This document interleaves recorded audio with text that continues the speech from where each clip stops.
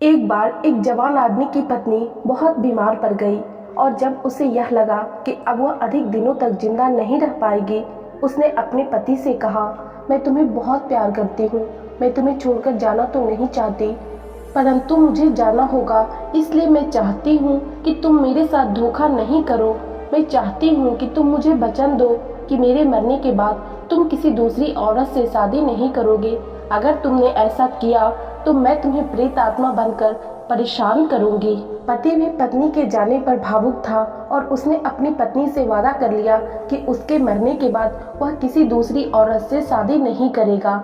उसके कुछ दिनों बाद ही उसकी पत्नी चल बसी। अपनी पत्नी के मौत के कुछ दिनों बाद तक पति ने अपना वादा निभाया। उसने कुछ दिनों तक किसी दूसरी औरत से बात तक नहीं की, लेकिन कुछ महीनों बाद वह एक सुंदर औरत से मिला और उसके प्यार में पड़ गया।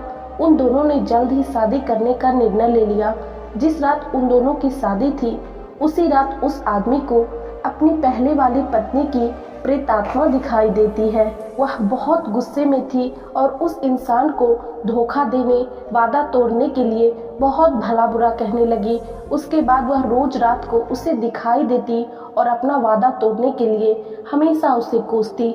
वह रोज रात को अपना वादा तोड़ने के लिए कोसती और उसे हर वो बात बताती जो उस आदमी और उसकी दूसरी पत्नी के साथ होता था।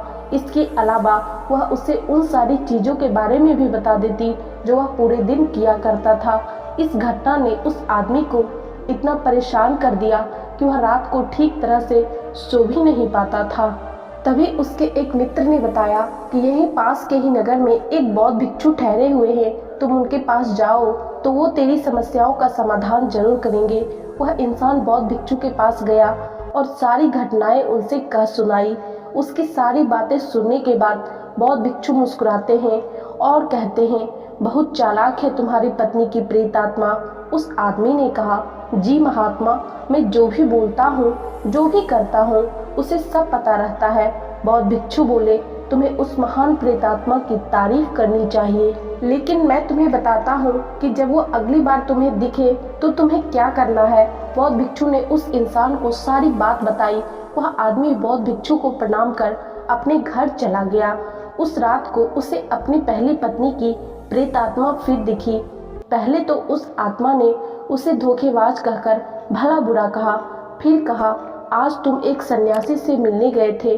उस आदमी ने उसकी तारीफ करते हुए कहा, तुम एक महान प्रेतात्मा हो, तुम सब जानती हो, भला तुमसे कुछ छिप सकता है क्या। उस आदमी ने उस प्रेतात्मा से आग्रह करते हुए कहा, तुम एक महान प्रेतात्मा हो, इसलिए तुम मेरे एक प्रश्न का उत्तर दो। अगर तुमने मेरे इन प्रश्नों का उत्तर दे दिया तो मैं वादा करता हूँ मैं ये शादी तोड़ दूंगा और आजीवन अकेला ही रहूंगा।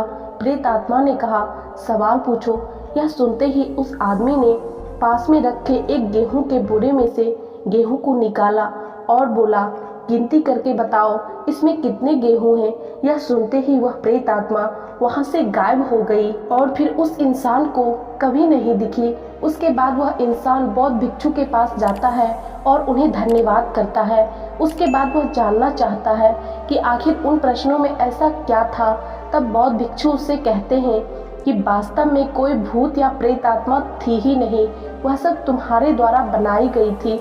उसमें कितने गेहूं थे ये जब तुम्हें नहीं पता था तो उस भूत को कैसे पता होता। तुमने जो अपनी पहली पत्नी से वादा किया था और बाद में तुमने उसे तोड़ दिया, वही बात तुम्हारे दिमाग में जाकर बैठ गई थी और बार बार तुम्हें वो लग रहा था कि उसकी प्रेत आत्मा है जो तुम्हें परेशान कर रही है। दोस्तों, कई बार हमारी ज़िंदगी में भी ऐसा होता है कि हमारे द्वारा की गई घटनाओं से हम अपने आप को इतना गिल्टी फील कराते हैं कि हम अपने सबकॉन्शियस माइंड को इतना इफ़ेक्ट कर लेते हैं कि जो चीज़ एग्जिस्ट ही नहीं करता हम वो सब भी देखने लगते हैं, हमें वो सब भी दिखाई देने लगता है।